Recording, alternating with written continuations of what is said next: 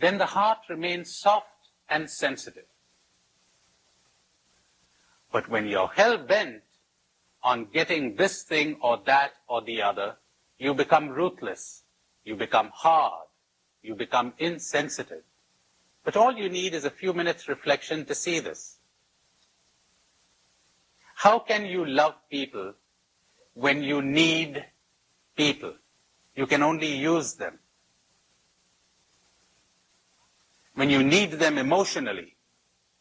If I need you to make me happy, I cannot love you. I got to use you. I got to manipulate you. I got to find ways and means of winning you. I cannot leave you free. I can only love people when I have emptied my life of people. When I die to the need for people. Then I'm right in the desert. And in the beginning, it feels awful.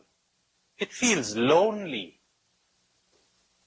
But if you can take it for a while, you'll suddenly discover that it isn't lonely at all. It is solitude. It is aloneness. And the desert begins to flower. And at last you know what love is, what God is, what reality is.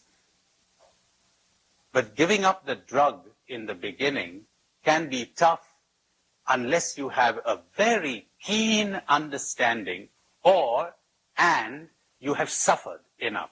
It's a great thing to have suffered. Then you're sick of it. Make use of suffering to end suffering.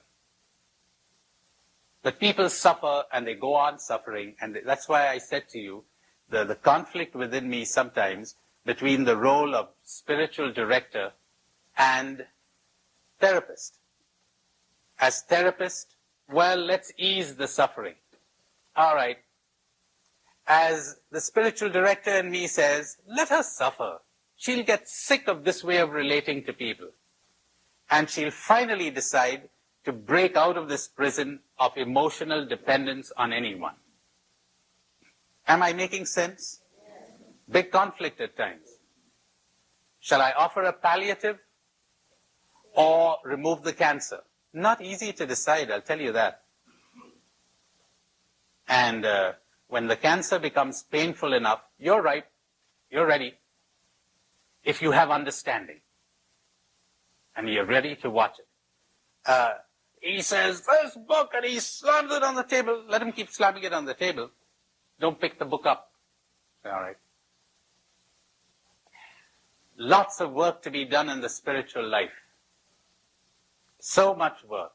Spirituality is awareness. Awareness, awareness, awareness, awareness. The day you begin to understand how you are really picking up things that have no connection with you at all. Like in the old days, and I guess my story is almost everyone's story. Somebody was angry with me. Gee, there's something wrong with me. Because that's the way we've been drugged. That's the way we've been programmed by our parents.